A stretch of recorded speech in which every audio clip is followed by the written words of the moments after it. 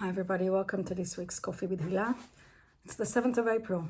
It's 6 months. 6 months since I've received my daughter back, and I'm eternally grateful to the mercies of the divine. 6 months since other mothers were less fortunate and either lost their child or they are held hostage in Gaza after they've been kidnapped. 6 months since a baby who's almost been held captive, stolen from his home longer than he's been alive on this planet. And life has never felt more like 1938 Nazi Germany than they do today. Baffling. I was thinking of all sorts of messages I wanted to convey today, but things happen in a crazy pace, so I sort of tend to be flexible with what's happening around me. And I think the message I want to convey today is, many people would say you're an Israeli Jew, then your outlook would be obvious, or your perception would be obvious. And I want to tell you that over the past few weeks, I met people who I wasn't even aware of how close their bond to us is, because they suffered the same kind of things that we suffered in other countries. So either Iranians who fight for their freedom because the Ayatollahs took over their country and commit the same kind of atrocities in Iran towards innocent people as Hamas committed towards Israelis on the 7th of October, and the world doesn't even know about it. People in Syria who are being used by the Islamic regime in Iran in order to gain access to Israel, and all sorts of other people who suffer around the world from the same kind of thing. And I think my message is always listen to those who know from experience.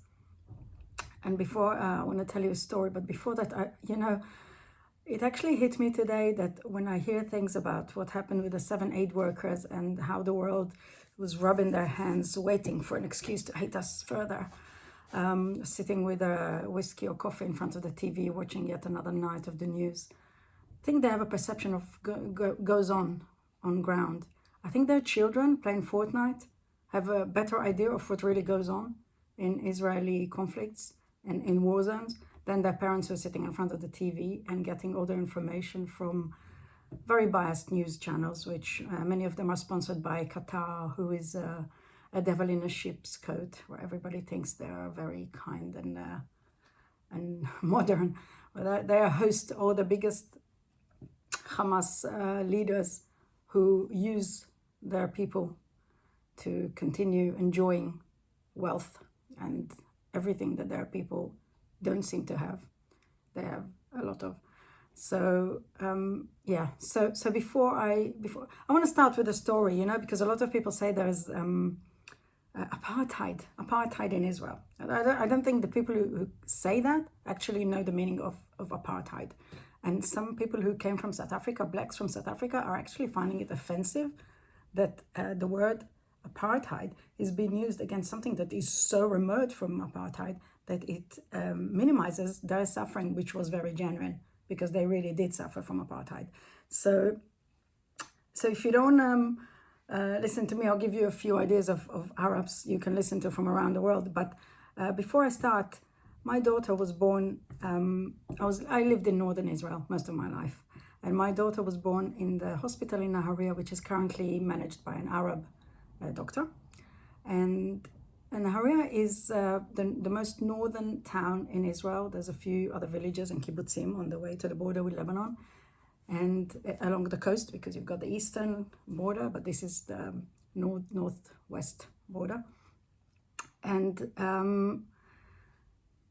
we're surrounded by Arab villages. So we live in close proximity with all of them, and we live together. We work together. One of my best friends in karate, Jihad Haddad from Mazra, was a village near my town, was one of my best friends. I think he lives in Chicago today. I don't know what happened to him. We were practicing together, going to competitions together. My coach is married to an Arab woman from his village. They have a child together. There are so many stories that would actually debunk the myth of the apartheid in Israel. And when my daughter was born in a cesarean section 24 years ago in Israel, I had to have my stitches removed. And the nurse that came to my home to remove my stitches was an Arab man from Tarshiha, George. He was a most lovely nurse. I don't even know if he's Christian or Muslim because it never mattered. We just lived together in a way that you people around the West seem to not really fathom.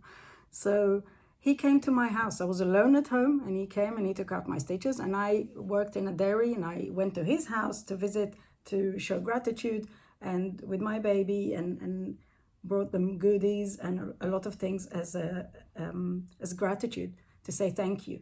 So, the life we live together is so entwined that I think the picture that the world is trying to make out of Israel is apart from it being distorted, is absolutely ridiculous. So that's the first thing.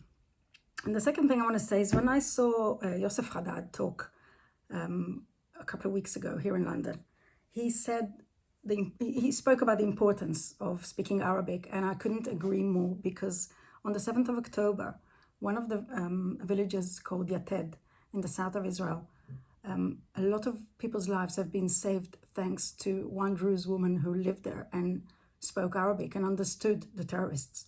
And many of us do not understand the language. I understand some of it because I was in the army. I was in the unit with the Druze, so I understand a little bit.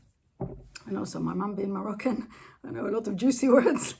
Because whenever she didn't want me to understand what she was saying with her brothers and sisters over the phone, she used to speak Moroccan Arab or French. But so we have a bit of knowledge of Arabic, but sometimes it's not enough to have a conversation. But what is important is to understand mentality and to understand where you're coming from. And when Arafat shook hands with Rabin, and I cringed, my hair stood literally from it was so obvious to me. It was so obvious to me that it's not genuine and that nothing good is going to come out of it. But I couldn't do anything, And now things are coming out, like the meaning of the word taqiyya, which means it's okay to lie in the name of Islam, to gain certain, to have an achievement of a certain sort, So it's okay to lie on certain cases. And he said something, Arafat, while he was shaking the hand and signing the peace, sort of peace with us. So it was very obvious that it was all a fraud. And a lot of us who live in the Western world don't have an idea of the culture, don't have an idea of the words, of the meaning of things. And it's another thing that Yosef Haddad showed in the past week was, when you show about the famine in Gaza, and they show this green soup that they eat, and poor Gazans, they eat soup. And as it turns out, it's something called the maloukhia, which is an Egyptian dish made with leaves which are very similar to spinach. They're a lot more nutritious than spinach, and it's a very tasty dish. So there is a thing that is not known to the Western world, and people may think that they're eating grass or they're underfed, but the amount of food and aid that has entered Gaza since the beginning of the war, which is baffling to me, because when you're trying to defeat an enemy, you don't feed them. But but there are, like everybody is concerned, there are some citizens which are innocent, very few. And if you don't want to take my word for it, listen to Musab Hassan Youssef, who's the son of Hamas. He's the author of the book Son of Hamas. He grew up in Ramallah. Ramallah is where Yasser Arafat came into once he was allowed entry into Israel, once he delivered his terror from Lebanon into Israel, into Gaza, onto Israel, from everywhere he could. So Musab Hassan Youssef knows. He knows a little bit more than you would like to think. When you sit in front of the TV watching AP News, Reuters images that have been sent to you by reporters who are in Gaza, who are terrorists themselves. And that's another thing that happened this week. The photo, the award of the photo of I don't know if it was Canon's award photo of the year of Shani Luke's body being paraded through the streets of Gaza with 1,000 terrorists and Gazans celebrating and spitting on her body. And I thought the world has lost its marbles. The morals of this world have completely collapsed. It's gone through a moral bankruptcy. If this picture is winning an award. So while the photographer was complicit, and the incitement, I think there are a lot of people who are complicit. I think the amount of anti-Semitism and hatred, and it's I think anti-Semitism doesn't cut it. It doesn't even cut it. It's so bad, the experience of being an Israeli Jew or a Jew anywhere in the world today, which is, it's like, I don't understand how people can be so blind. I just don't get it. I don't get it. But listen to other people. Listen to Lal Sharif. Lal Sharif is called on Instagram. He's from Dubai. So you got Musab Hassan Youssef. You've got Yosef Haddad, who is an Arab Israeli who was born in the north of Israel. He was born in Haifa. Haifa is the closest central town to where I was born. So I did a lot of things in Haifa. And he says about, he's a very prominent voice saying, we need to start talking Arabic to the terrorists. And what he says is because he knows. He knows from experience, he knows from understanding the language, from understanding the mentality, the culture, from living with Israel, in Israel, with Israelis, with Arabs, Muslims, Christians, Jews, from all walks of society. And when he says that, he knows what he's saying.